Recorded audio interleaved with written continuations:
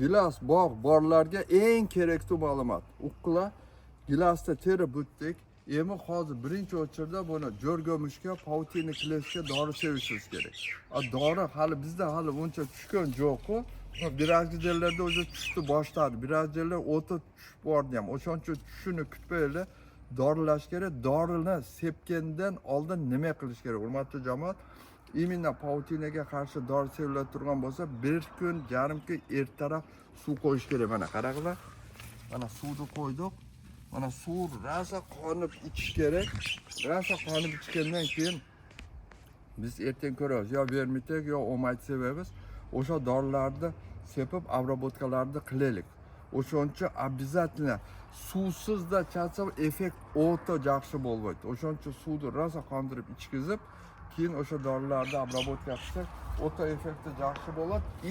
Keyingi yilga mana buchurlar, meva buchurlar yaxshiroq nargilga meva saqlab qoladi. O'shaning uchun asli udobrenalardan berishdi.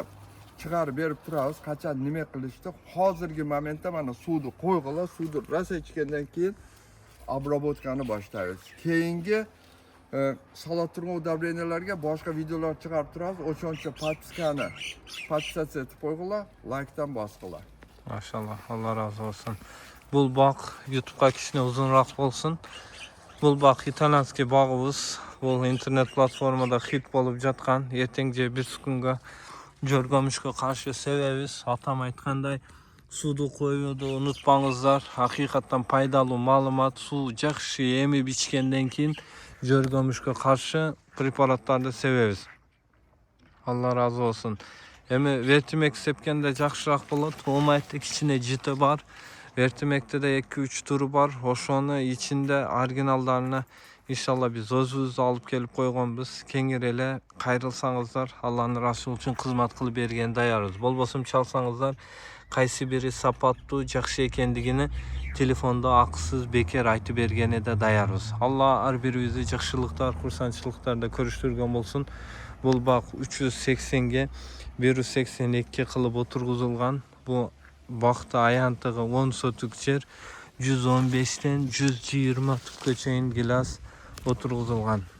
Bir yıl 6. yılkı baktar bir tüvü 16,5 kilogram möme berdi. Tarasını koşkonda. Tarasını alıp salsak 15-14,5 kilogram tegereginde.